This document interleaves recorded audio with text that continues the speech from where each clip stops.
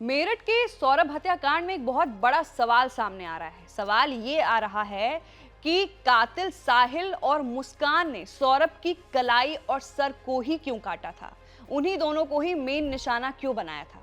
तो खबर इसी मुद्दे पर है। इस हत्याकांड में आज भी कई बड़े खुलासे हुए हैं जो हैरान करने वाले हैं। सौरभ की हत्या के बाद उसकी लाश को ठिकाने लगाने और उसकी पहचान ना हो, इसके लिए क्या क्या तरकीब अपनाई गई, वो सारे राज खुलकर आज सामने आ रहे हैं। सूत्रों के मुताबिक आरोपी मुस्कान रस्तोगी और उसका प्रेमी साहिल शुक्ला ने पूछताछ में बताया है कि इन दोनों ने सौरभ का गला रेतकर सिर को धड़ से अलग कर दिया था, इसलिए ताकि सिर अलग हो जाएगा तो बॉडी की पहचान नहीं हो पाएगी।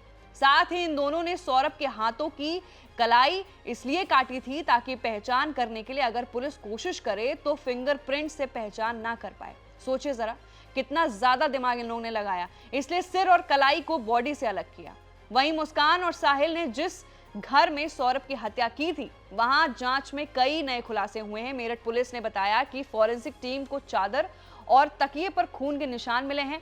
इसके अलावा बाथरूम की टाइल्स पर और टैब से खून के निशान मिले हैं। मेरठ पुलिस के मुताबिक रूम से एक सूटकेस भी मिला है जिसमें बॉडी को डालने की उन्होंने कोशिश की थी, लेकिन बॉडी उसमें आ नहीं पाई और इस सूटकेस में भी खून के निशान मिले हैं। इससे पहले मेरठ पुलिस ने यह भी खुलासा किया था कि 22 फरवरी को मुस्कान ने शारदा रोड मार्केट से 800 रुपए में 2 चाकू खरीदे थे। इस चाकू से मुस्कान और साहिल ने सौरभ की हत्या के लिए करीब 8 दिनों तक रिहर्सल किया था। पुलिस ने यह भी बताया कि मुस्कान अपने हाथ से चाकू नहीं चला पा रही थी, इसलिए हत्या के लिए मुस्कान ने एक उस्तरा भी खरीद रखा था।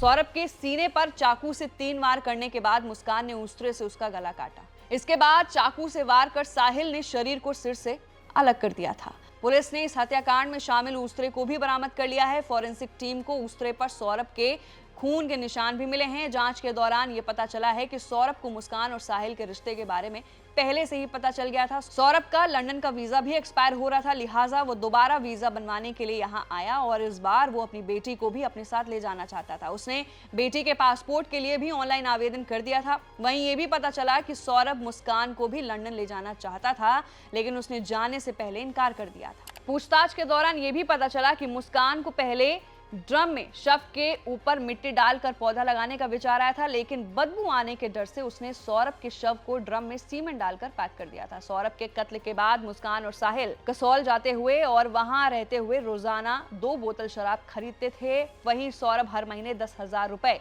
खर्चे के लिए मुस्कान को भेजा करता था। इस बात से भी मुस्कान बेहद नाराज थी, क्योंकि ये पैसे घर के खर्च में खत्म हो जाया करते थे और नशे के लिए उसको कहीं और से पैसे अरेंज करने पड़ते थे। तो फिलहाल के लिए सौरभ हत्याकांड को लेकर ये बड़ा खुलासा हुआ है, जहां पर मुस्कान और साहिल से पूछताछ में कई सच बड़े पता चले कि आखिर साहिल और मुस्कान ने सौरभ का सिर और हथेली को ही, कलाई को ही क्यों निशाना बनाया। तो क्या राय है आपकी इस रिपोर्ट पर, नीचे दिए गए कमेंट सेक्शन में अपनी राय जरूर रखिए।